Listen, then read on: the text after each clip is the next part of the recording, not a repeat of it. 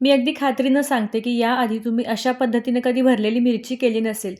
याचं कारण असं, की यामध्ये जो भरलेला मसाला आहे ना, तो अगदी आंबट, तिखट आणि चटपटीत चवीचा आहे. चला तर मग बघूया भरलेली मिरची कशी करायची ते. आता बाजारात अशा जाड मिरच्या मिळतात, त्या पहिल्यांदा घ्यायच्या आहेत. स्वच्छ धुवून पुसून घ्यायच्या आहेत. आता मधोमध अशी चीर देऊन घ्यायची आहे. त्याच्यामुळे आपल्याला याच्यामध्ये मसाला भरायला सोपं जाईल.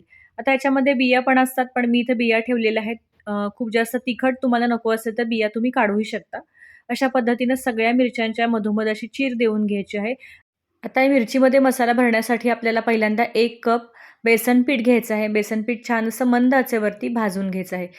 5 ते 10 मिनिटं छान भाजल्यानंतर, मंद आचेवरती भाजून घेतल्यानंतर खमंग असा सुवास यायला लागतो, रंगही बदलायला लागतो. अशा वेळी आपल्याला गॅस बंद करून घ्यायचा आहे आणि हे थंड व्हायला ठेवायचं आहे.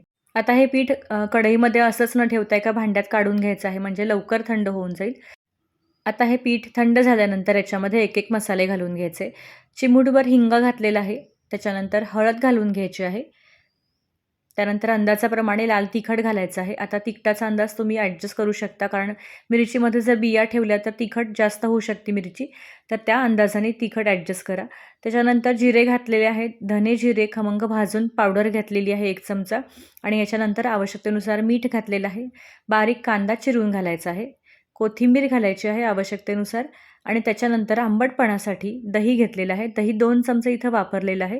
आंबट दही वापरलेलं आहे. तुम्ही आमचूर पावडर किंवा लिंबाचा रससुद्धा वापरू शकता आंबटपणासाठी. थोडंसं तेल घालून आपण एकत्र बाइंड करून घेऊयात.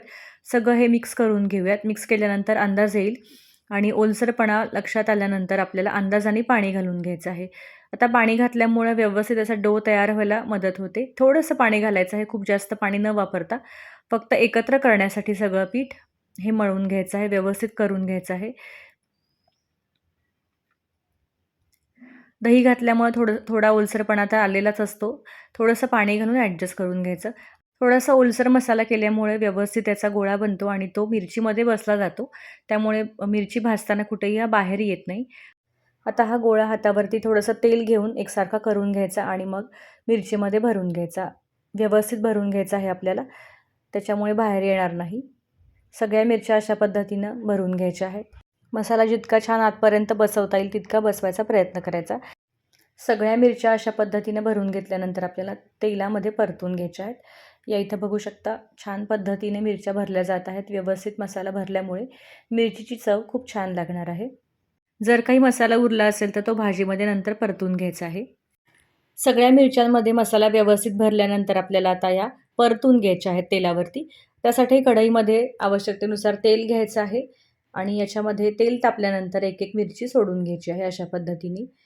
मिरची तेलात सोडल्यानंतर एक 5 ते 10 मिनिटांनं सतत मिरच्या हलवत राहायच्या आहेत आणि झाकण ठेवून 5-5 मिनिटासाठी वाफ घ्यायची आहे. आता जेव्हा आपण झाकण काढू त्याच्यानंतर परत एकदा मिरच्या हलवून घ्यायच्या आहेत आणि अशा पद्धतीने बघा छान मिरच्या भाजल्या जातात आणि समोरच्या बाजूनेही छान एकसारखा कलरवरती भाजून घेऊयात.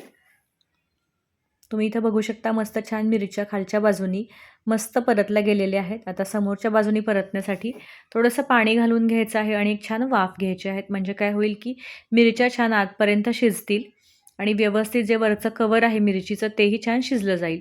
अशा पद्धतीने 5 मिनिटासाठी परत एकदा झाकण ठेवून परत एकदा मिरच्या हलवून घेतलेल्या आहेत. या इथं बघू शकता कुठेही मिरचीतला मसाला बाहेर आलेला नाही. अगदी व्यवस्थित मिरच्या परतल्या गेल्या आहेत. आता अजून थोड्या वेळासाठी मिरच्या परतून घ्यायच्या आहेत.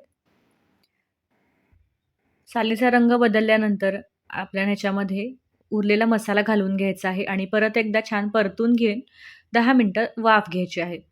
10 मिनिटं झाल्यानंतर आपला मसाला आणि जी मिरची आहे व्यवस्थित शिजली जाते. परत एकदा हलवायची सुद्धा गरज नाही आहे आणि अशा पद्धतीने आपली मिरची रेडी आहे. तुम्ही ही जेवताना तोंडी लावणं म्हणून किंवा भाजी म्हणून सुद्धा खाऊ शकता. एकदा नक्की ट्राय करून बघा. तुम्हालाही नक्की आवडेल. रेसिपी जर आवडली असेल तर मला लाईक करा, शेअर करा. चॅनलला सबस्क्राईब करायला विसरू नका. भेटूया अशाच छान छान रेसिपींसोबत. तोपर्यंत धन्यवाद.